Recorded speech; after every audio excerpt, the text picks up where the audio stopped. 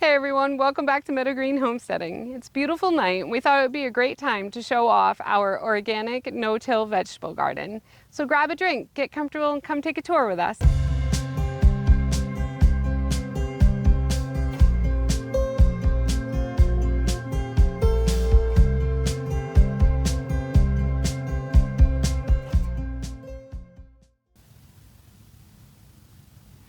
So the first thing you will probably notice when you walk into our garden are these extremely tall sunflowers. They're actually volunteers that came up from some that we planted last year. We had two different varieties. One was like a red or a chocolate variety, and one was the black oil sunflower. And these got so tall, they probably reached over 14 feet before they started leaning over with the weight of the seeds. The birds have really been enjoying the seeds of these sunflowers so far, but I'm gonna cut the heads off and feed them to the chickens. I've also planted some salt and roast sunflower seeds for ourselves to enjoy.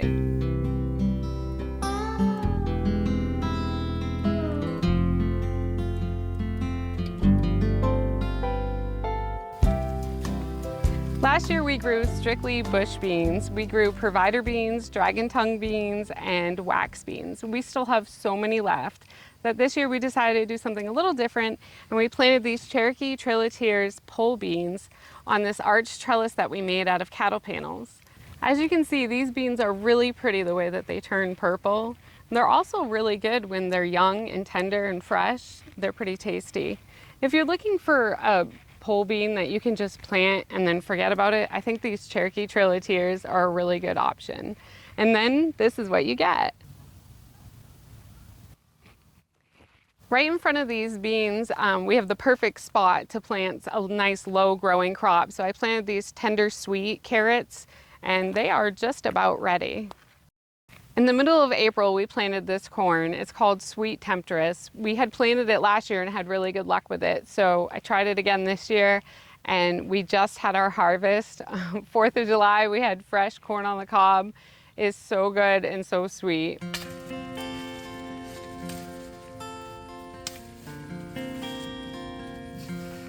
Oh, my bucket's full.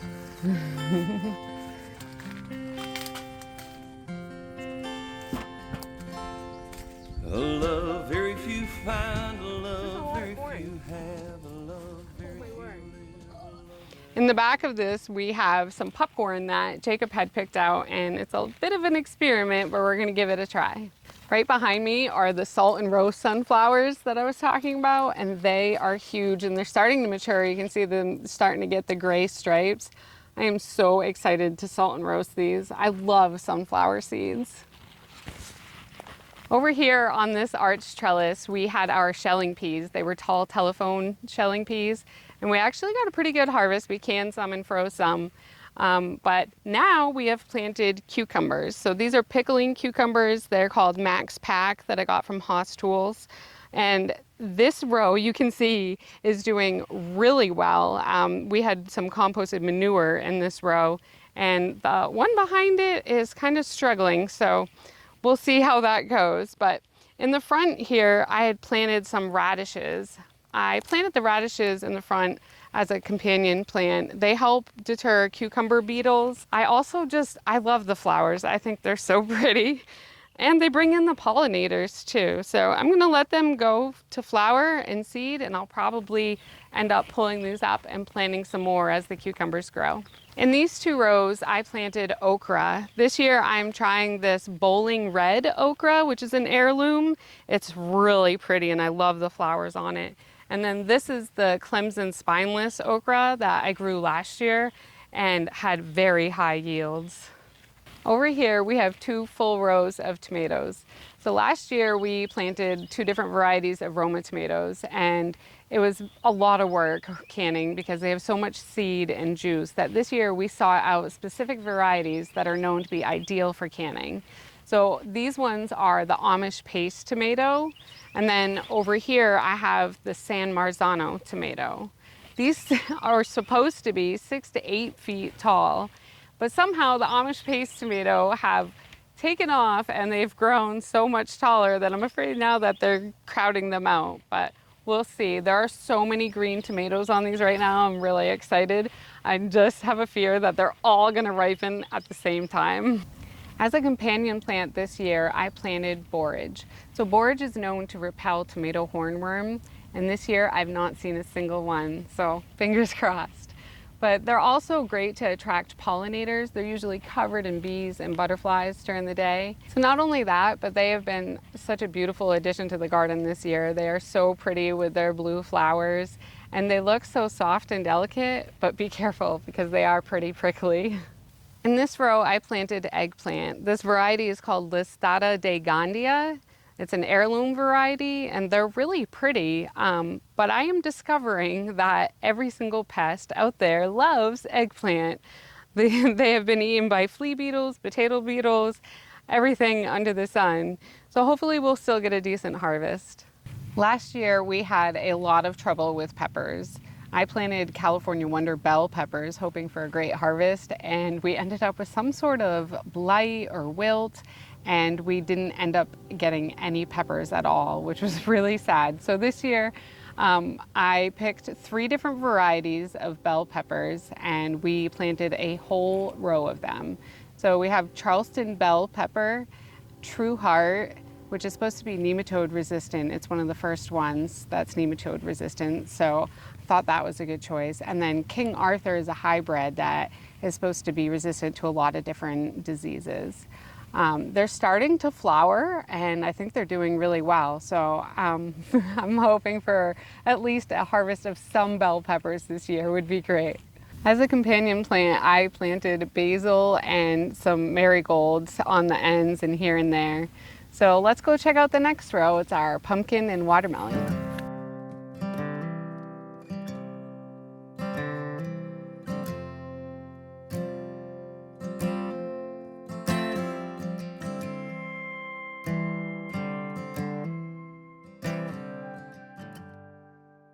Over here is watermelon. So this variety is called Sugar Baby. It's an icebox variety. It's the same one we grew last year. They stay small, they're really sweet and juicy, so we decided to plant them again this year.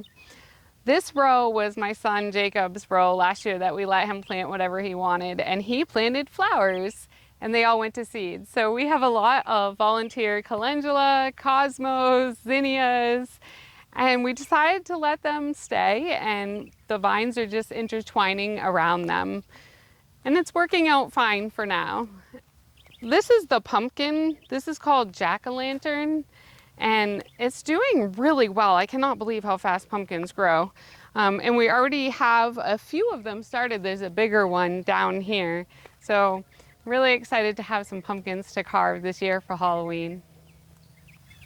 In the next 2 rows that are closest to you, we had planted broccoli and potatoes. I planted the green magic broccoli and Calabrese sprouting broccoli. We actually got a really good harvest this year. They did great for us, but now they have gone by because of the heat. So this row is bare, and we're gonna plant a cover crop of buckwheat, which we had used last year, and it worked out really great for us. And this row that's closest to you was potatoes. And if you saw our video last week, you would see that we got a really great yield from those. And now those are all down in our cold room curing. Now that this row is bare, we're gonna try something new. We're gonna plant field peas and oats as a cover crop, and we've never tried them before, so we wanna see how well it amends the soil. So we're gonna leave it in the ground until the frost kills it, and then we'll amend the soil with it, and then we'll plant a different cover crop for over the winter. In these last 2 rows, we have strawberries. So there's 3 different varieties. There's an everbearing that's called Tribute, and then there is 2 June-bearing varieties called Sure Crop and Early Glow. They don't look so great right now because of the heat and pest pressure, but we got an excellent yield this spring of strawberries. We made strawberry sauce, strawberry bread, strawberry jam, strawberry shortcake. We had strawberry everything. And even with a little bit of pest pressure, we ended up harvesting 72 pounds of strawberries. All right, so what would you say has been the biggest overall improvement to the garden this year? Because I have my thoughts, but I'm curious what you think. The soil. We've been adding so much organic material to the soil that I think that the plants are more vigorous and we're getting higher yields. We've been adding chicken manure, composted manure, compost, wood chips in the aisles, and just keeping up with weeding, and I think it's made a huge difference. I think one of the things that we noticed last year was the rows that we had put the buckwheat in as well, which is why we're using it again this year. The rows that had the buckwheat in it, the soil was just amazing this spring. I mean, it had probably like a good quarter of an inch, at least a quarter of an inch to the top of that row was really good organic soil. So it really got us thinking. I mean, obviously we don't till the garden rows, but I think this year I'm really curious to see what the peas and oats do. There are a number of cover crops that you can use, but buckwheat worked well for us last year. I'm sure it's going to work for us this year. Yeah. And the peas and oats are probably going to be a good addition. I'm curious. I'm really looking forward to seeing what those look like. So I know you talked a little bit about like the rows that we planted the buckwheat in. What are we planning on putting in there this fall as far as buckwheat? So we're going to crimp the buckwheat and we'll amend it into the soil. We'll chop it up and kind of just work it into the top layer of the soil. It's going to take a while to break down, but we're going to be planting on top of that layer, right? Yeah, I think we could just pull it to the sides and plant right in it if we need to. It grows fast, and once you terminate it, it dies off fast and composts fast. So I think that would work. Yeah, most cover crops, when you buy cover crops, like for example, we bought some from Johnny Seeds. When you look on their website and buy the product, they'll actually tell you when to terminate it or how to terminate it. So for example, crimson clover. I really like crimson clover. We thought about buying some. It's just the wrong time of year for that. That's more of an early spring type of cover crop. But we talked about getting crimson clover, and if you look on their website, they actually tell you right on the website to go ahead, and as soon as that clover starts to develop a flower, if you terminate it, it will actually kill the plant off. Wheat's kind of the same way, wheat and rye and stuff like that. If you get it right at that milking stage, it'll actually just kill the annual plant right off. So that's where you get the information from that. They'll provide it right on the website. So there's a lot of cover crops out there.